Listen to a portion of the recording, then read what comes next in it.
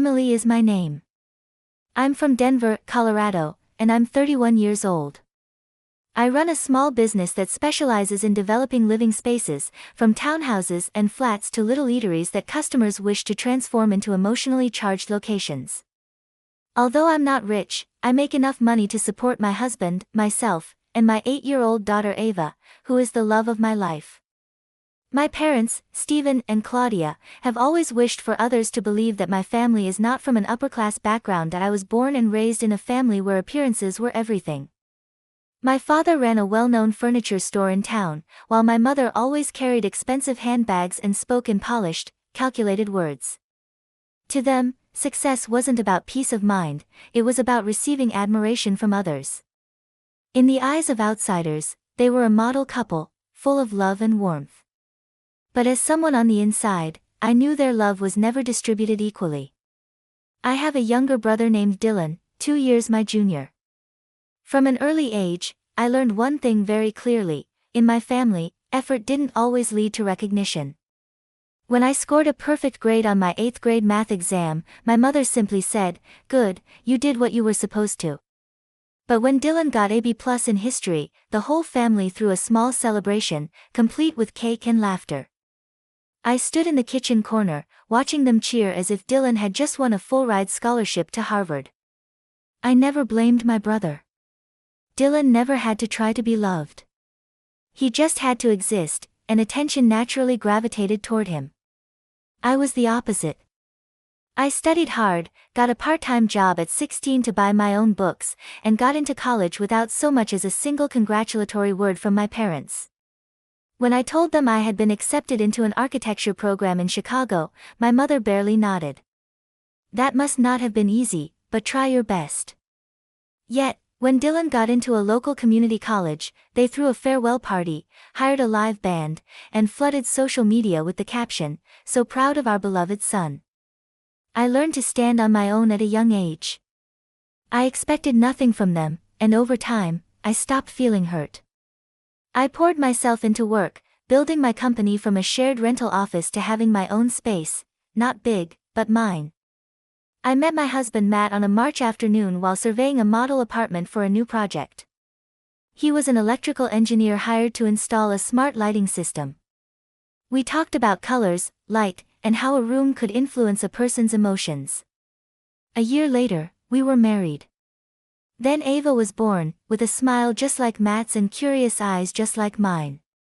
The first few years after Ava was born, we weren't financially stable, but we were happy. I continued running my design firm while Matt worked at a construction company.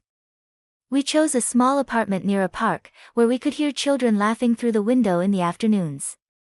Ava grew up healthy, energetic, always carrying a picture book she loved.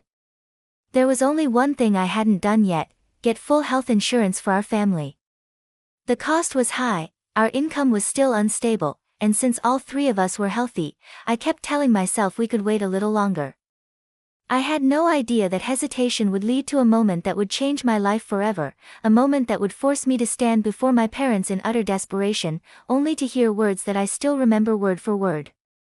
I once thought I had grown numb to being overlooked in my own family, but as it turns out, sometimes parental indifference isn't just about being forgotten at dinner, it can be a cold, sharp blade cutting deep into the trust you thought had long since faded.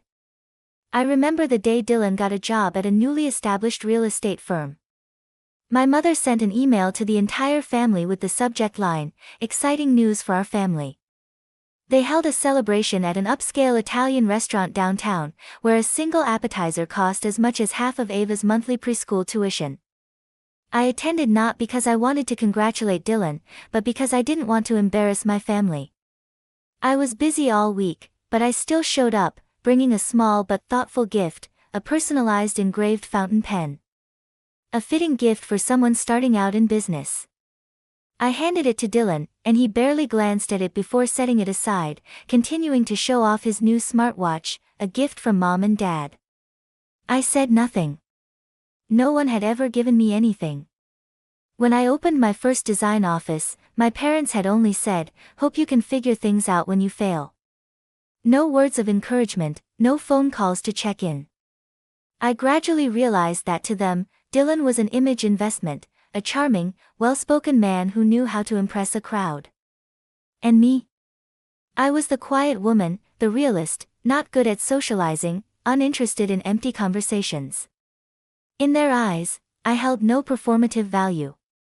One time, my mother said it outright after I refused to attend a charity gala she was hosting, "You can't keep avoiding society like this. You're the crack in this family's perfect picture." I remember standing there, staring at the expensive pearl necklace she wore, a piece of jewelry she once told me I wasn't worthy of touching. Every Thanksgiving, our family gathered at my parents' suburban mansion in Boulder. The dinner was meticulously planned, the guest list carefully curated: lawyers, doctors, people with status. I always felt out of place among the sea of laughter and shallow praise showered on Dylan. I would talk about my work, the projects I was excited about, the designs I was proud of, but no one listened. But when Dylan talked about a failed lease negotiation, everyone rushed to console him, as if his failure was a precious thing to be nurtured. One time, my mother stood in front of me and Ava, smiling sweetly, as she said, "Ava is adorable, but she's a bit emotionally distant. Probably because she doesn't spend enough time with her grandparents." I clenched my daughter's hand at that moment, my heart tightening painfully. Ava heard everything, and that night, she asked me, "Mommy, did I do something wrong? Is that why Grandma?"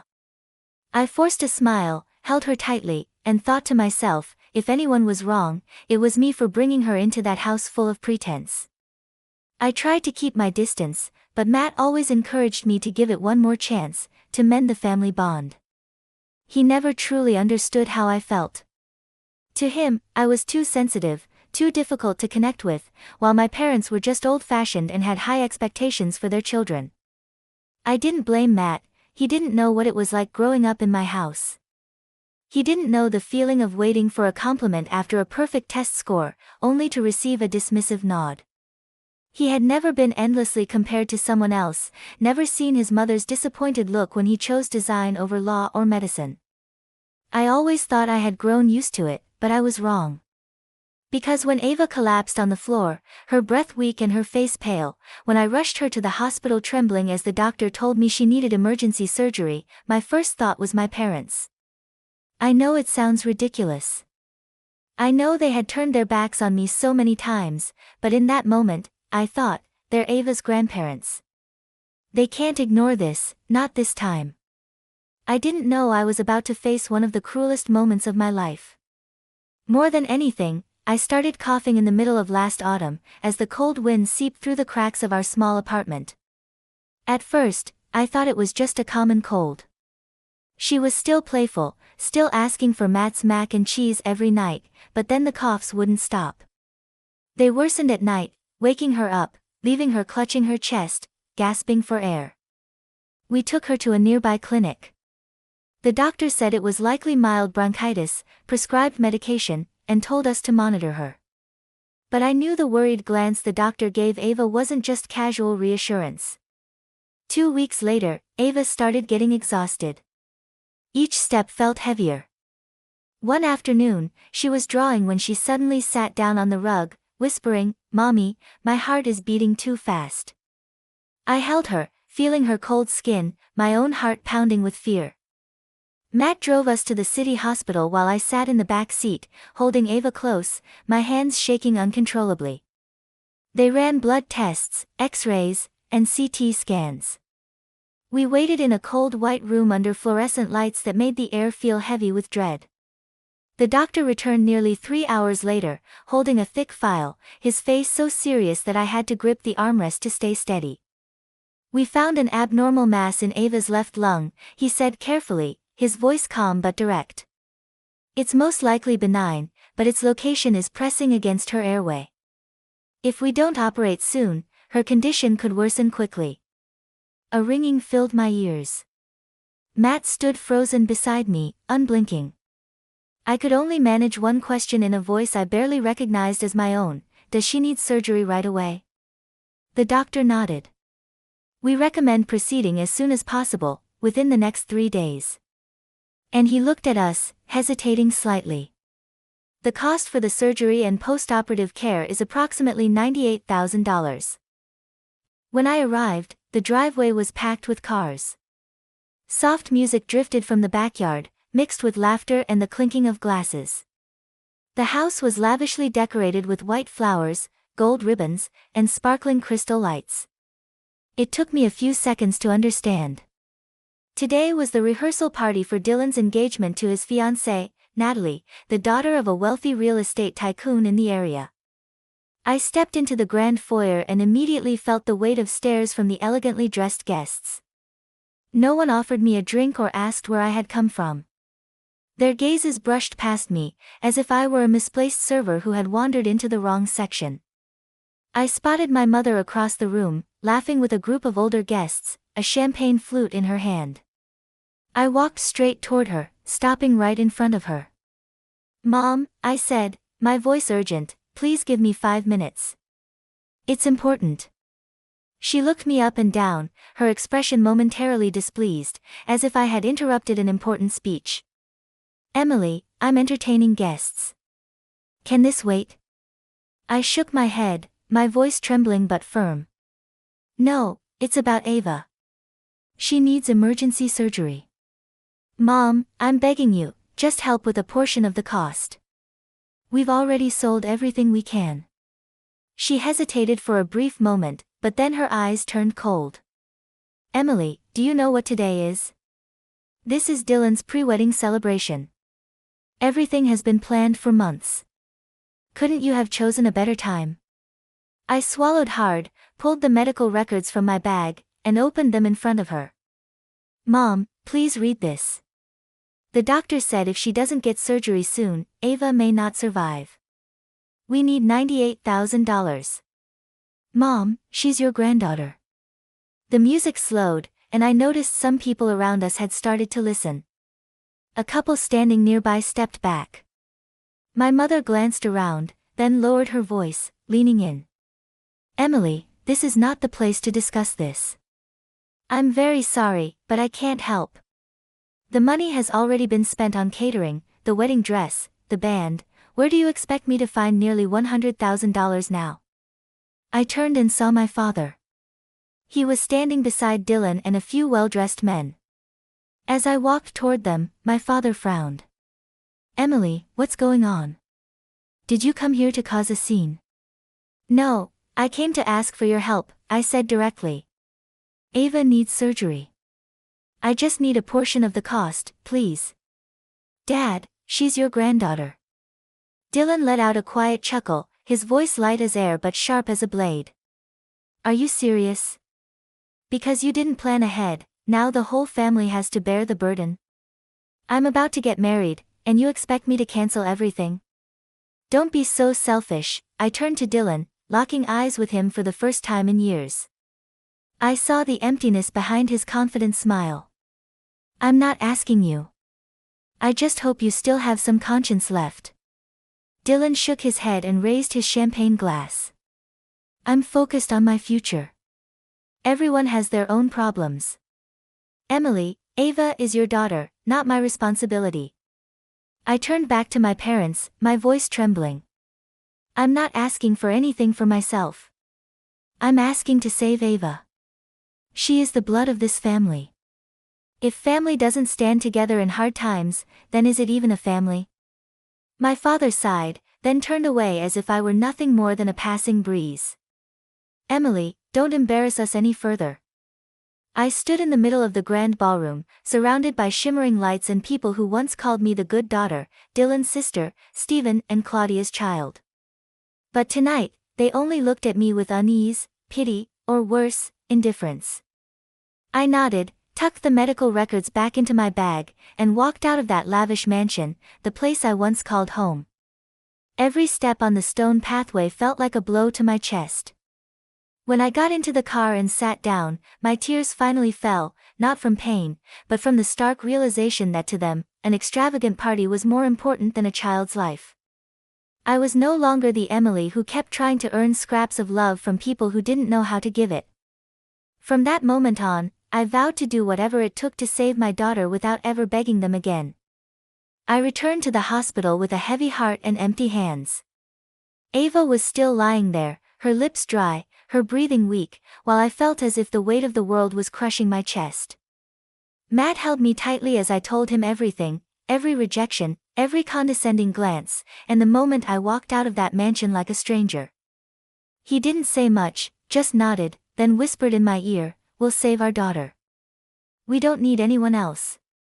The next morning, we took action. Matt put his beloved pickup truck up for sale, the truck we had driven across states on our honeymoon. I listed my work computer, printer, even our living room sofa on classified ads. Someone came to check out our furniture and asked, "Moving to a new place?" I just smiled, too exhausted to explain. We managed to gather nearly $29,000 in 3 days. It wasn't a small amount, but we were still far from our goal. I started calling every old friend I could think of. Some didn't answer, some hesitated, but there were also those I would never forget.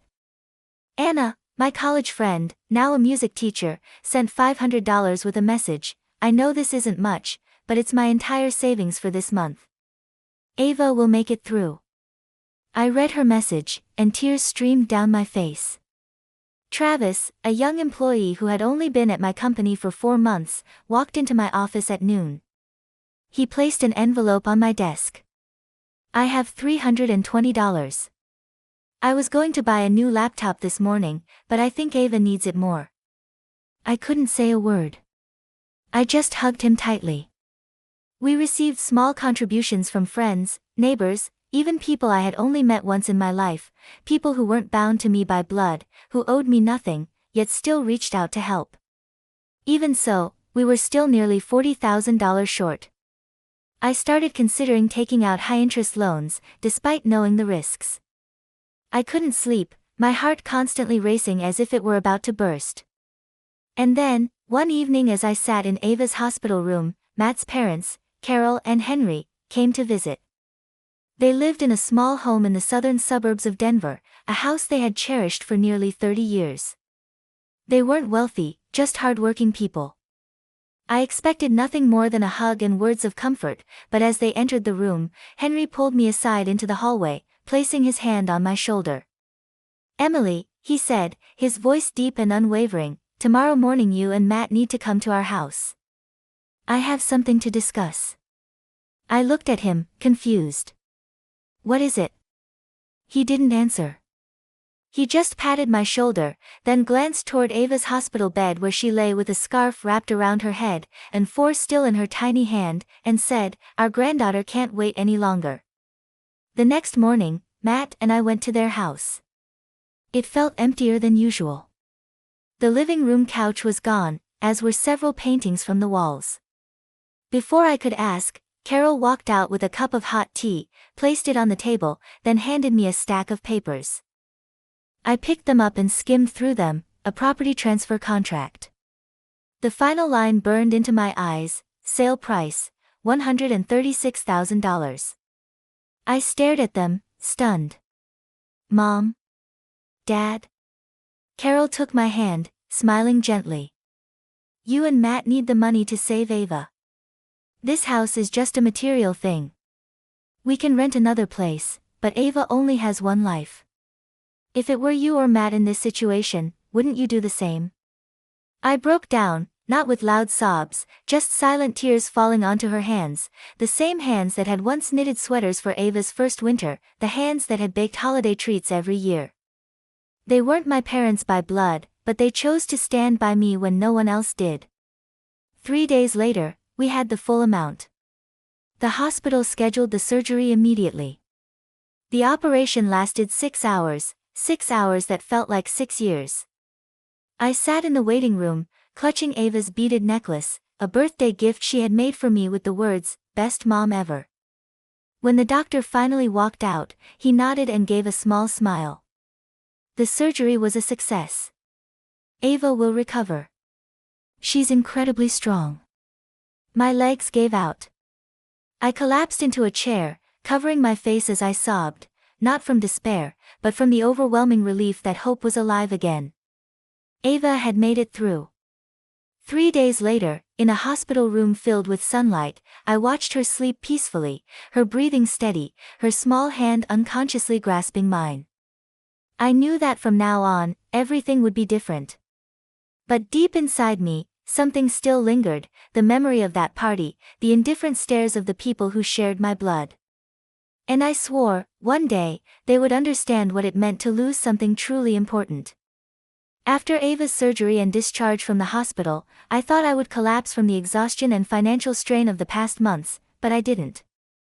A fire that had been smoldering inside me for years had now ignited. I was no longer just working to support my family, I worked to repay kindness. I worked to prove to the world, and especially to those who had turned their backs on me, that I didn't need them to succeed. I started each day at 4:30 a.m. I restructured my entire company, from management systems to marketing strategies. I relearned everything I had once overlooked due to being too busy: financial management, negotiation skills, digital marketing. By day, I took clients to site visits. By night, I sketched designs, drafted quotes, and sent emails to clients across the state. I even enrolled in a real estate negotiation course. On weekends, my small interior design firm, once sharing office space with a nail salon, started landing bigger projects: cafes, studios, a spa chain in the northern suburbs of Denver, then a boutique hotel in Aspen. Word spread. A year later, I signed a contract to design interiors for a luxury apartment complex in the new commercial district. The project was worth over $1 million, 10 times any contract I had ever secured. It was the turning point that transformed my company from an obscure name into an industry leader. Modern Spaces magazine wrote an article about me with the headline, "Emily Monroe, from a simple mom to a woman shaping the spaces of thousands." They asked me what had driven me to this success. I looked straight into the camera, unwavering. I once begged my family to help save my daughter's life. They refused. I don't blame them anymore. But in that moment, I learned that I had to be the only pillar my daughter could rely on, and to do that, I had to become stronger than anyone who had ever tried to break me. The interview went viral on social media. Some admired me, some were moved to tears, and then something I never expected happened. I received an invitation to appear on Voices of Resilience, a well-known talk show that shared stories of ordinary people overcoming adversity. They invited me to New York. During the recording, I told my entire story, from the years of being compared to Dylan, to the night I knelt before my parents, begging them to help Ava. The host, a seasoned and sharp-witted woman, looked at me with deep respect. "Emily," she said, "if you could say one thing to the people who abandoned you in your darkest moment, what would it be?" I was silent for a few seconds, then smiled, calm and steady. "Thank you. Because of them, I no longer blindly seek approval from others, and because of them, I found my real family, the people who, despite not sharing my blood, were willing to sell their home to save my child's life."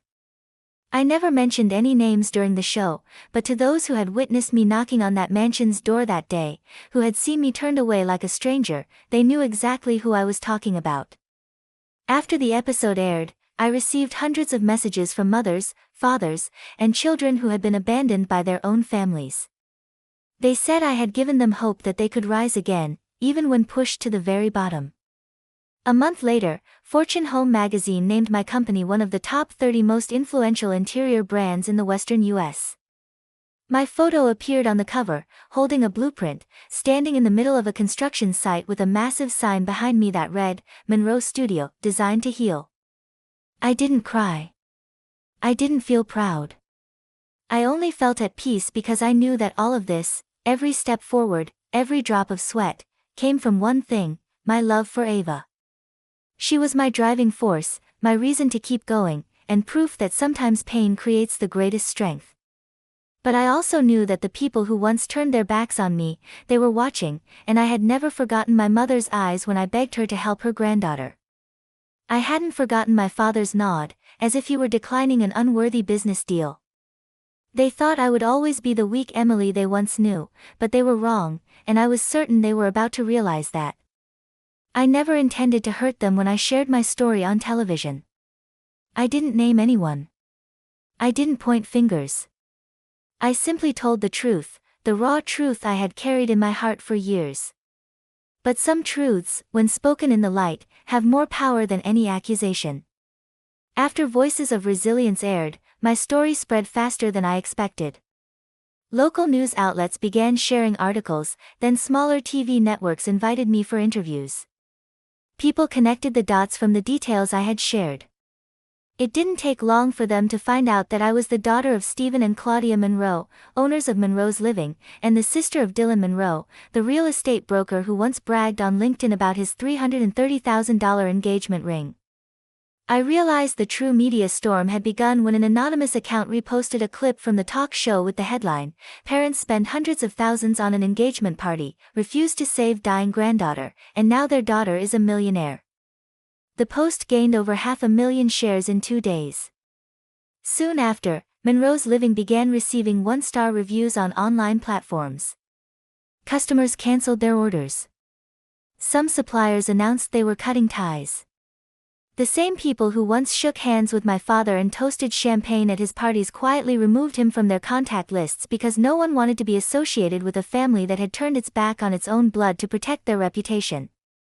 A week later, I received news that the store had to temporarily close due to financial and legal reasons. I didn't feel happy. I didn't feel satisfied, just an odd emptiness, like an old chapter being reopened, laid bare under the sun with nothing left to hide. And then there was Dylan. He was once the golden child, the pride of the family, the one who stood in elegant gatherings delivering charming speeches. But now, whenever his name appeared online, people only remembered one thing, the man who laughed in his sister's face when she begged for her daughter's life. Natalie, the fiancée once seen as his perfect match, didn't say a word. She simply erased all their wedding photos, removed her engagement status, and a few days later, filed to call off the wedding. I heard from an old acquaintance that Natalie had read the articles, then confronted my parents directly. When they didn't deny anything, she immediately left the apartment she shared with Dylan and moved back in with her mother. Dylan couldn't handle the fallout. His business connections dropped him one by one. He called me one night, his voice coarse and emotional. "What did you do?" he asked. I said nothing. "You went on TV. You made everyone think I'm heartless." I exhaled slowly. "I didn't make anyone think anything, Dylan. I just told the truth. I didn't twist anything. If the truth makes you feel ashamed, then the problem isn't me." He was silent, then he hung up. I thought that call was the end, but it wasn't. A few weeks later, I received a handwritten letter from my mother, pale yellow paper, neat but slightly shaky handwriting as if her hands were no longer steady. "Emily, we have lost everything. Your father is selling the mansion. Dylan is unemployed. Our family name is in ruins. I am not writing to blame you. Andrea is my name. I am 35 years old and live alone in a modest home in the Colorado Springs suburbs. I operate an interior design company, which is a hectic but reliable career that allows me to live a calm and self-sufficient existence. Although I don't trust people readily, I've always made an effort to maintain the small bond that I still have with my family. My 29-year-old younger sister Melissa contacted me in the middle of the night a few months ago. She sounded weak and shaky, like if she had just stopped sobbing. She said she'd been laid off when her company suddenly shut down, and soon after, she was diagnosed with the West Nile virus. My heart sank. We were never that close, but I couldn't ignore what she was going through. Our parents had retired and moved to Florida years ago, and they were no longer in a position to care for her. Her friends, if she had any, lived far away or were struggling with their own lives. After a few phone calls with our parents, I decided to let Melissa move in with me, at least until she recovered and figured out her next steps. When she arrived, she looked so frail I almost didn't recognize her. Her skin was dull, her eyes shadowed, and she moved as if even the slightest breeze could knock her over. I rearranged the living room and cleaned up the spare bedroom so she could rest. Every day, I cooked for her, picked up her medication, and drove her to her checkups. I even arranged to work from home more often so I could be there for her. I didn't complain, it was what a big sister should do. Thank you for doing all this, Melissa said one evening, eyes red as I set a tray of food on the bedside table. I know how busy you are. I don't even know how to say thank you. I smiled, masking the exhaustion in my eyes. Family helps each other. You don't need to thank me. At the time, I truly believed I was doing the right thing. I'd always been a little rigid, someone who believed that doing good would bring good in return. I never imagined that kindness would turn into the biggest trap of my life. Melissa stayed with me for almost 2 months. Her health slowly improved. She could walk around, cook simple meals, even laugh once in a while. I thought things were getting better, but sometimes something felt off, the way she looked around the house, or the way she asked about certain things I owned, like she was calculating their worth. This house must have cost a lot, huh? She asked casually one morning while I made coffee. I just laughed, assuming she was making small talk. It's decent, but I worked hard for it. I still have to make monthly payments. I didn't notice her expression then, a quick look, part envy, part calculation. I saw it but brushed it off, because she was my sister, the one I had taken in, the one I'd sat up with on sleepless nights as she burned with fever. I never could have imagined that the house I opened to her would become the place where everything in me began to unravel. That the worst days of my life would begin the moment I believed that family would never hurt you. 3 months after Melissa moved in, a seemingly normal Friday afternoon became the moment that buried every ounce of trust one had. I had just gotten home from work, still in my office clothes, when I found Melissa waiting for me in the living room. Her makeup was light but noticeable, her hair neatly tied back, and she was wearing the floral dress I had once lent her, as if something special was about to happen. Beside her, my husband Ethan sat on the couch, pale as a ghost, looking like he'd just received terrifying news. The whole scene sent a chill through me. What's going on? I asked, my heartbeat quickening. Melissa glanced at Ethan, then turned to me with a theatrical expression. You should probably sit down. Something in my gut told me I'd need all the strength I had to stay upright for what was coming. There's something important I need to say, she began, her voice trembling. On purpose? I'm pregnant. I blinked, took a second to register. Pregnant? Whose baby? She turned to Ethan.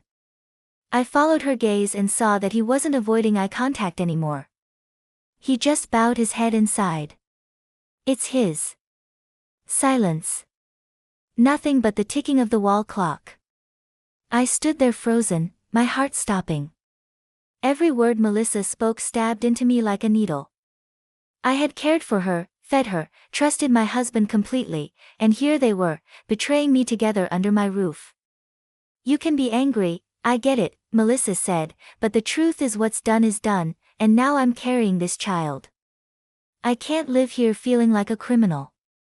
I think you should move out so Ethan and I can start our new family. I laughed, not because it was funny, but because the audacity of it all shattered logic. Come again?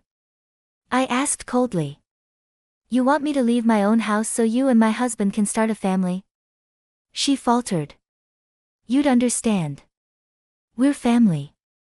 This baby, it's your niece or nephew.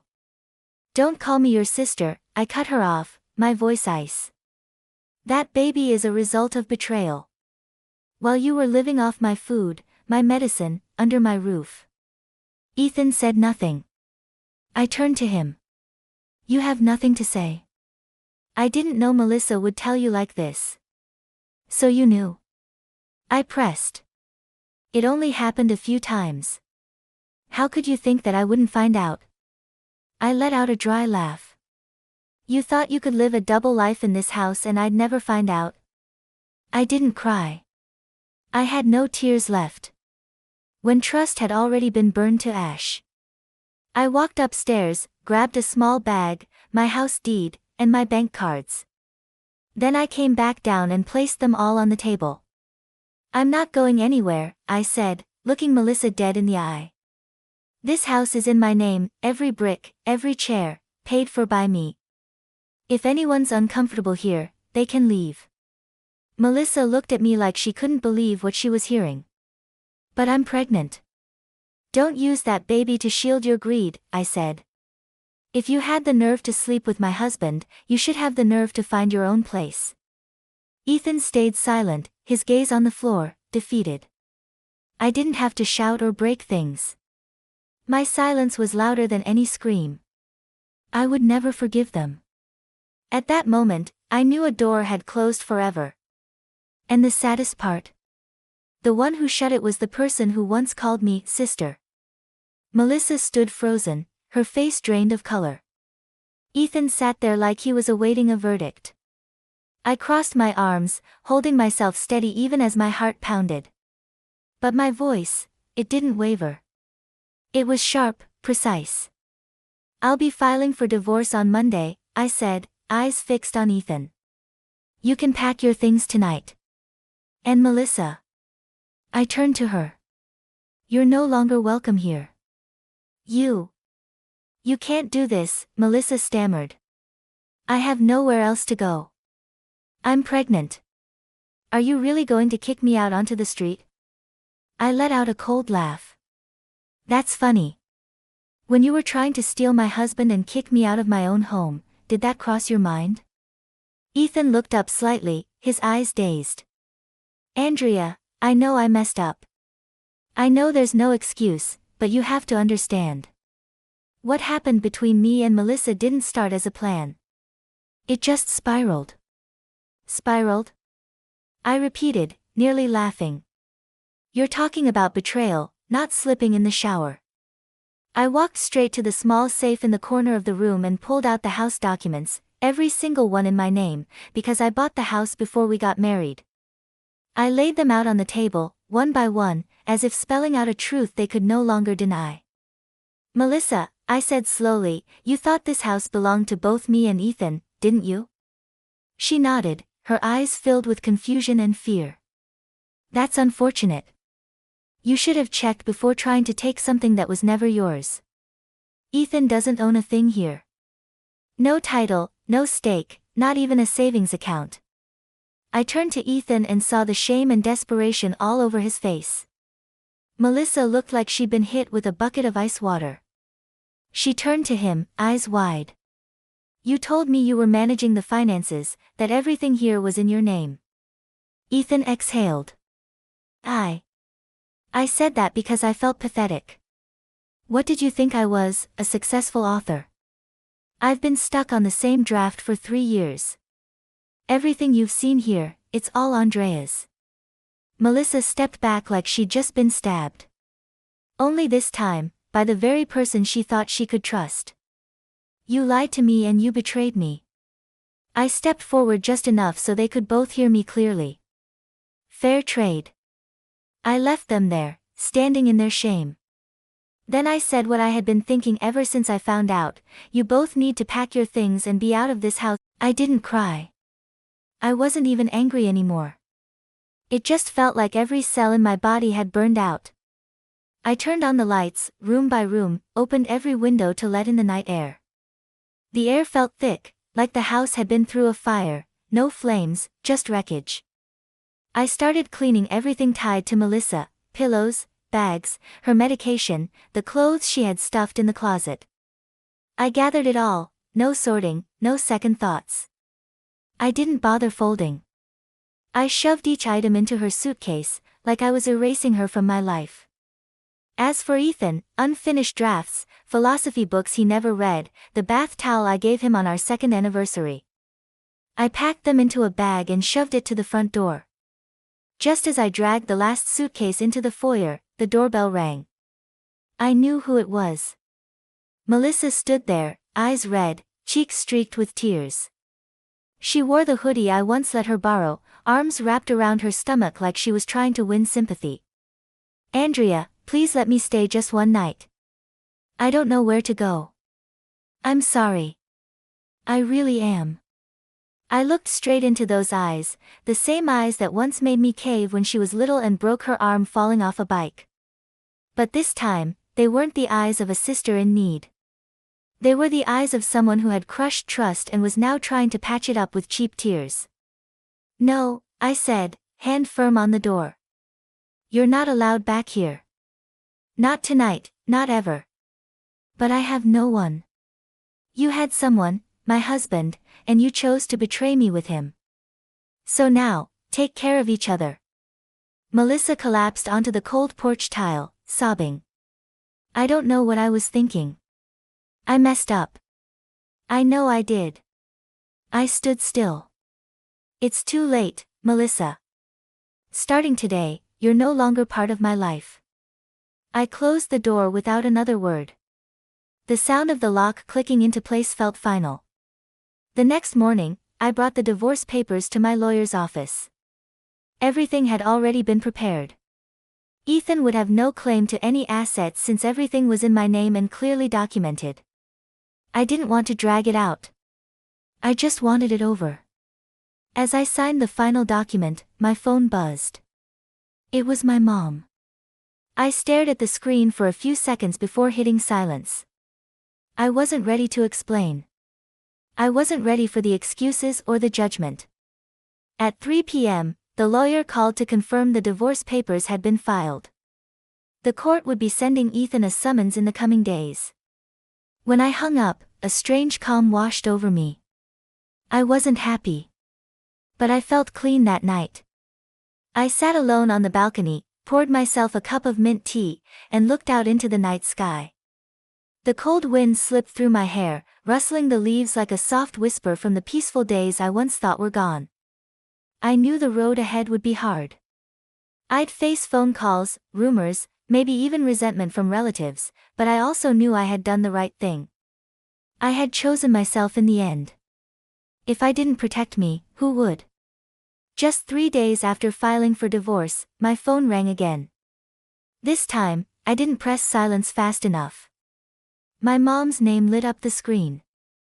Before I could hang up, I hesitated for a second, then answered. Hi, Mom. So you're finally picking up, her voice sharp, no greeting. Andrea, I heard from Melissa that you kicked her out of your house while she's pregnant. Is that true? I closed my eyes and kept my voice calm. Yes, I couldn't let her stay after what she did. You really think that was the right thing to do? She snapped. Melissa is pregnant with Ethan's child, has no job, no home. You think this makes you strong? Because to me, it just makes you cruel. I was quiet for a few seconds. You know she slept with my husband, right? I said. What she did was wrong. I'm not excusing it, but Ethan is older, more experienced, and knew how to manipulate things. I believe if Melissa made a mistake, it's because she was led into it. I could barely believe my ears. Manipulated? Mom, are you talking about a grown woman, almost 30, who was living off her sister, then used the time I was at work to steal my husband? That's what you call manipulated? You're being too harsh, my mom snapped. Family doesn't act like that. When someone stumbles, we don't throw them out. We reach out and lift them up. I already reached out, Mom. I took a deep breath. I took Melissa into my home. I took care of her, every meal, every prescription. And the way she thanked me was with the most blatant betrayal imaginable. There was silence on the other end for a few seconds.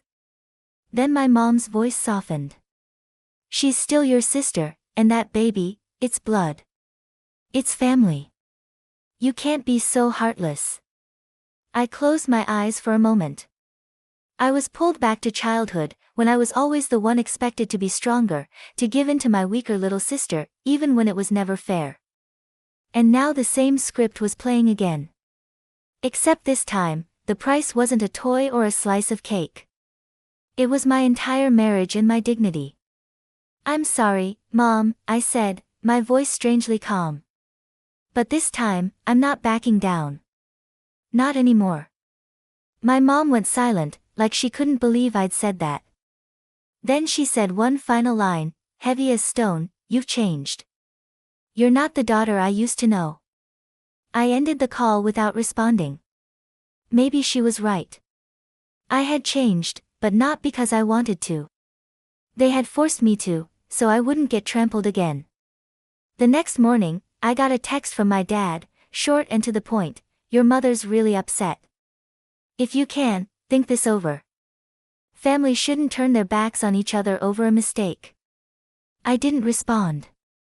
I didn't have the energy to explain myself to people who only saw one side of the story. They hadn't lived in that house. They didn't come home late at night to find Melissa and Ethan on the couch laughing at some movie, like I didn't exist. They weren't the ones who trusted and got betrayed under their own roof. By the afternoon, I emailed my lawyer and asked them to expedite the divorce. I attached additional documents, statements, and anything else needed. I wanted this to end as soon as possible. No more dragging it out. No more chances for anyone to pull me back into that chaos. That night, just as I turned off the lights and got ready for bed, the doorbell rang again. I peeked through the curtain. It was my mother, standing there in a thin coat, clutching her purse tightly. When she looked up at the window, her expression wasn't angry or sharp like on the phone. It was something else, something I couldn't name. I didn't open the door. I just stood there, watching quietly, then turned around and walked away. Not because I didn't love her, but because I couldn't keep loving without being protected. A week after the tense call with my mom, I thought things had finally settled down. I went back to work, focused on my unfinished projects, and tried to keep my mind from slipping back into the pain my family had caused. But the peace lasted only 3 days. Monday morning, just as I walked into the office, my assistant, Sam, rushed up to me with a concerned face. "Andrea, there's an older woman. She's been sitting in the lobby since 8 a.m. says she's your mother, and it's urgent." I sighed, not even trying to hide how tired I was. I didn't want a scene at work, so I nodded and told Sam to bring her to a small meeting room. As soon as the door closed, she pulled an envelope from her purse and slid it across the table. "Ultrasound results. Melissa lost the baby. The doctor said it was due to stress." I said nothing, just stared at the paper, feeling cold inside. "See what you've done?" she hissed, her voice shaking with anger. "You pushed your sister to this. Is that how a big sister behaves?" I looked up at her, meeting her eyes. "I didn't make Melissa do anything. She made her own choices. And as for the miscarriage..." I took a breath. "I'm sorry it happened, but I'm not responsible for someone else's emotions or decisions. A pregnant woman kicked out of her home with no one and nowhere to go," she continued. "Do you really think that wouldn't affect her mentally? And you still think you're right?" Each word hit like a slap, not because I felt guilty, but because it hit me. My family never truly stood with me. "Then why didn't you take Melissa in, Mom?" I asked, my voice no longer soft. "Or any of the relatives who care so much? Everyone's quick to defend her, right?" She didn't answer. I went on. My mom stood up abruptly, her eyes red with rage. "You've become so cold, Andrea. You have no heart left." "No, Mom," I replied firmly. "I'm just learning how to protect my heart after it was shattered by the people I loved the most." She said nothing more. She just left the ultrasound paper on the table and walked out. The door clicked shut behind her softly, but with the weight of a boulder. That afternoon, I got a message from a relative, Aunt Evelyn, my mom's cousin, someone I rarely saw. "Andrea, I don't want to interfere, but everyone in the family is talking. They all say you've gone too far. Melissa's heartbroken. Please reconsider." I held the phone, feeling numb. Everyone in the family, none of them were here. None of them saw it. Yet they had no problem deciding who was right and wrong, like they were reading some cheap novel. I replied with just one sentence: "If everyone cares so much about Melissa, why hasn't anyone offered her a place to stay?" No one responded. That night, I got another call. This time from Jenna, my best friend from college. Her voice was tentative. "What's going on?" "I heard from some of your relatives. They said you kicked Melissa out while she was pregnant and..." I cut her off. "Melissa betrayed me in my own house, with my own husband. Silence on the other end. She destroyed everything. I'm just the one cleaning up the mess, I added. And I'm not obligated to play background for someone else to live a life they don't deserve. Jenna let out a slow breath. I get it. I'm sorry for asking. It's okay, I said gently. I just don't want anyone else telling my story wrong anymore. Eventually, I wrote a long letter, not to send to anyone, just to keep for myself. In it, I laid everything out from beginning to end, no sugar-coating, no edits. I wanted to record the truth, not to justify anything, but to remind myself, sometimes holding your boundaries is the kindest thing you can do for yourself. And when I folded the letter and tucked it into a drawer, I knew one thing more clearly than ever. I didn't need the whole world to understand me. I just needed to stop betraying myself. 3 weeks after filing for divorce, I got an unexpected message from Ethan. He didn't call, didn't say much, just one line, I need to tell you something. It's important. I was about to delete it, but something inside me hesitated. I didn't feel anything for him anymore. The anger had long given way to indifference. But I still wanted to know, not because I cared, but because I needed full closure. I replied simply, say it. Less than a minute later, my phone rang. It was Ethan. I picked up, keeping my tone calm, like I was answering a work call. I'm not calling to apologize or make excuses, he said right away. I just need you to know the truth. Melissa was never pregnant. I sat up straight. What did you say? I suspected it from the start. His voice sounded drained. She said she was pregnant but wouldn't let me go with her to the doctor.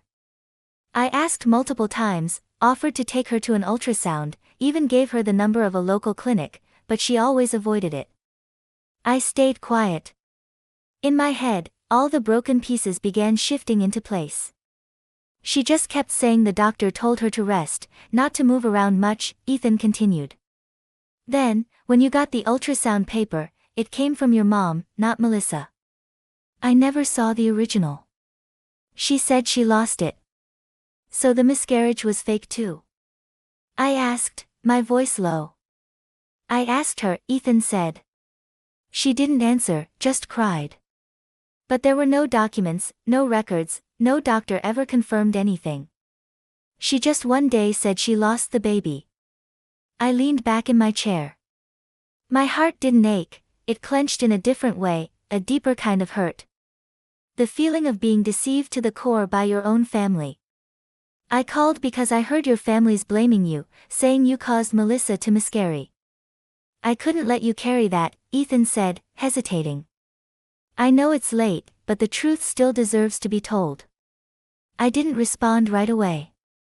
My mind raced with questions. When did Melissa come up with this fake pregnancy? What was her plan? To trap Ethan, push me out of the house, or just earn pity, forgiveness? Whatever her motive, one thing was now clear, she had never been pregnant. Thanks for telling the truth, I said, short but honest, before hanging up. Ethan added, I know I don't deserve to say this, but I hope you find peace. And if you can, let it all go, Andrea. Don't let what happened between me and her stain the rest of your life.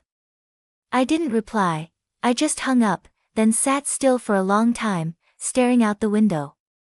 The next day, I printed the text exchange and wrote down everything Ethan said not to share with anyone, just to keep as proof to myself that I wasn't crazy or cold or cruel like my family had claimed. That afternoon, I called my mother. This time, I was the one to reach out. Do you have a minute? I asked. What's this about? Her voice was cold, guarded. I just wanted to inform you of something, I said slowly. Melissa was never pregnant. There was no response. I heard the sound of her swallowing hard. It was Ethan who confirmed it, I continued. He said he asked her many times, but she always dodged the questions. There were no documents, no doctors who ever confirmed anything. She faked it to stay, to be forgiven, to have someone take her side. Do you have any proof? My mom asked, her voice smaller. I don't need proof, Mom, I said calmly. I'm done proving anything to anyone. I only called to let you know. Whether you believe it or not is up to you. But if you're going to keep blaming me for a pregnancy that never existed, then this conversation can end right here. Mom was silent for a long time. Then she spoke, her voice almost trembling. Andrea, I didn't know. I really didn't know. I know, I said softly. And that's why I don't resent you. But I'll never forget how everyone turned their back on me for a lie wrapped in tears. I hung up after that, and for the first time since everything happened, I felt completely at peace. Nothing left to prove. No one left to please. I had stepped out of their shadow, and this time, on my own 2 feet. One morning in early June, I received an email confirmation from the court. The divorce had been finalized. The entire process wrapped up faster than expected since Ethan didn't contest anything, no disputes, no conditions. We were now officially strangers on paper, and that brought me a kind of relief I couldn't even describe. I printed the court order, filed it neatly with my personal records, then picked up my phone and opened my contact list. Mom, blocked. Dad, blocked. Melissa, blocked. Every missed call, every unread message, every bitter accusation, I left it all behind. Not out of hatred, but because I finally understood that forgiveness doesn't mean keeping people in your life. That evening, I treated myself to a warm dinner, no one across the table. But for the first time in months, I felt peace. I turned on my old playlist, picked a soft jazz track, poured a glass of red wine, and sat by the window, watching the evening light fall over the backyard. This house had once been a home, then a place of betrayal, arguments, and tears. But now, I was choosing to make it mine again, completely. I started with small changes, replaced the curtains, moved the sofa, took down the old wedding photo, and hung an empty frame instead as a reminder that every new chapter begins with blank space. I changed the bedding, painted the living room in a soft sage green, and ordered a few indoor plants. Life slowly found its rhythm again, like every breath I took was part of the healing.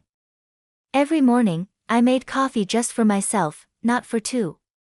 Every night, I read a few pages of a book, no longer interrupted by loud TV shows in the living room. I was learning to listen to myself again, something I hadn't done in a long, long time. One day, I ran into an old college friend, Rachel, at a book fair. We hugged tightly. She looked at me with concern and kindness. "Are you okay?" Rachel asked gently, touching my shoulder. I smiled. "I'm healing, slowly but surely." She nodded. "I knew you'd get through it. You've always been stronger than you think." We sat down at a nearby cafe and talked for hours. We didn't dwell on the past. We focused on the future, plans, ideas, even travel dreams I had